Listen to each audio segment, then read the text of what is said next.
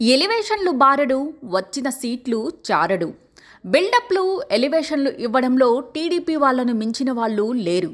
తాము ఓడిపోతున్నామని తెలిసినా సరే క్యాడర్ను నిలబెట్టుకునేందుకు తప్పుడు ప్రచారాలు, అవాస్తవాలు సర్క్యులేట్ చేసి సంతోషపడుతున్నారు. గత 3 అసెంబ్లీ ఎన్నికల్లోనూ చావు తప్పి కన్ను లొట్టబోయిన తీరున ఫలితాలు సాధించిన టీడీపీ ఇప్పుడు వరల్డ్ కప్ కట్టబోతున్న రీతిలో బిల్డప్లు ఇస్తోంది.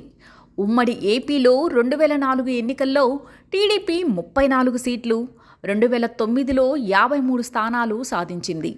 ఇక 2014లో జనసేన, బీజేపీతో కలిపి పోటీ చేసి మోడీకి ఉన్న విపరీతమైన వేవ్లో కూడా వాళ్ళు తెచ్చుకున్నది 102 సీట్లే. 2019లో అయితే 23 సీట్లకే పరిమితమైంది. ఇంత దరిద్రమైన ట్రాక్ రికార్డు ఉన్న టీడీపీ 2024లో మాత్రం 160 సీట్లు గెలుస్తామని బిల్డప్లు ఇస్తోంది. ఇప్పటి వరకు 3 పార్టీలకు పొత్తులో సీట్ల షేరింగ్ ఇంకా జరగలేదు. ఇటు చూస్తే చంద్రబాబు సభలకు రెస్పాన్స్ నిల్. చిలకలూరిపేట సభపై భారీ అంచనాలు పెట్టుకున్నా అది కాస్త తుస్మంది. ప్రధాని మోదీ జగన్పై గట్టిగా విమర్శలు చేస్తారని, చంద్రబాబును గెలిపించమని చెబుతారని ఆశించారు. అది జరగలేదు. ఇంత దారుణమైన పరిస్థితుల్లో 160 సీట్లు వస్తాయని ఎలా భ్రమపడుతున్నారో వారికే ఎరుక.